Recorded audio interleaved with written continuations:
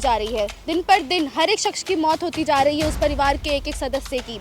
बात कर बच्चे के शव को कब्रिस्तान से निकाल कर उसको पोस्टमार्टम के लिए भेजा और पोस्टमार्टम के बाद जो खबर उन्हें उल्टी के कारण होती है, पहले उल्टी आती है और फिर उसके बाद उन सबकी मौत हो जाती है। आज हम इसी चीज़ के ऊपर बात करने वाले हैं कि ये बात कितनी सच है। अभी हमें खबर सुनने में आया है कि उनको अपनी बीवी पर शक था, उनको अपनी। नमस्कार दर्शकों, मैं हूं आपके साथ खुशी शर्मा और आप देख रहे हैं दिल्ली क्राइम मोर्चा।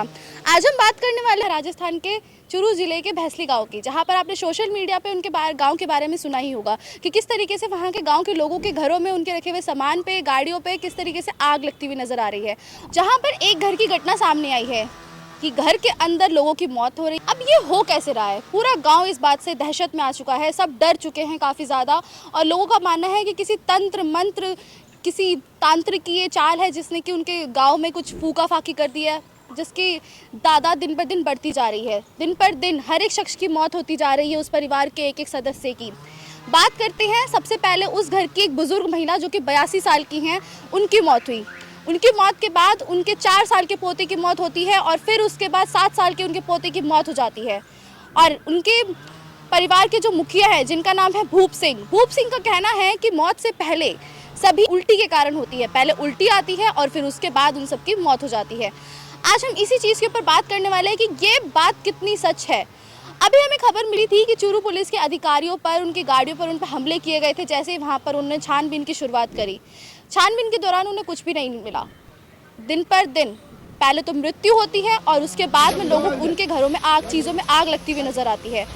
आग लगने के कारण चूरू जिले के अधिकारी जो थे, उन्होंने उस बच्चे के शव को कब्रिस्तान से निकाल कर उसको पोस्टमार्टम के लिए भेजा और पोस्टमार्टम के बाद जो खबर उन्हें मिली, पोस्टमार्टम की रिपोर्ट से हमें पता चलता है कि तीनों व्यक्तियों को जहर दिया गया था। इसमें कोई भी तंत्र मंत्र, किसी भी तरीके की कोई साजिश नहीं थी, बल्कि आपको ये जानकर हैरानी होगी कि इस सब के पीछे कौन था। कोई बाहर वाला नहीं था, किसी गांव के आस पड़ोसी ने नहीं किया, किसी रिश्तेदार द्वारा नहीं किया गया। ये सब किया गया था घर के मालिक भूप सिंह के द्वारा। अब आपको ये जान के हैरानी हो रही होगी कि कोई शख्स अपने दो बच्चों को कैसे मार सकते हैं, कैसे अपने छोटे छोटे 4 साल के और 7 साल के बच्चों को कैसे जरे में जानते हैं।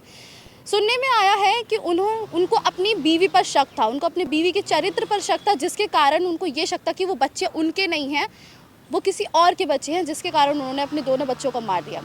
अब उनकी बीवी को इस बारे में पता था कि उनके पति उनके ऊपर शक करते हैं, इसलिए सीधा उन पे इल्ज़ाम ना आ जाए, इसलिए उन्होंने सबसे पहले अपनी दादी को मारा। दादी को मारने के बाद दोनों बच्चों को मारा और फिर बच्चों को मारने के बाद में उन्होंने घर में ऐसी चीज़ें शुरू कर दी जिससे कि लोगों को लगे कि तंत्र मंत्र, किसी ने किसी की जाल फूके, किसी ने मंत्र फूके हैं, जिसकी वजह से ये सारी घटनाएँ हो रही हैं। अब जब एंड में पुलिस ने शव को निकालकर पोस्टमार्टम किया, पोस्टमार्टम की खबर जब मिली, भूप सिंह को गिरफ्तार किया गया। गिरफ्तारी के बाद उन्होंने अपनी सारी चीज़ें कबूली और उन्होंने सबको सच बताया कि ये सब उनका किया धरा था, उन्होंने ये सारी साजिशें की थी। कि भूप सिंह एक केमिस्ट थे, वो एक केमिस्ट चलाते हैं, केमिस्ट शॉप चलाते हैं वो, और उनको इन सारी चीज़ों के बारे में जानकारी थी। तो उन्होंने ये सारी जो साजिश थी, ये सोची समझी प्लानिंग की गई थी, उन्हें सब पता था कि कब कैसे क्या करना है, और इसके बाद उन्होंने अपने घर वालों को, अपने बच्चों को उन्होंने मार दिया।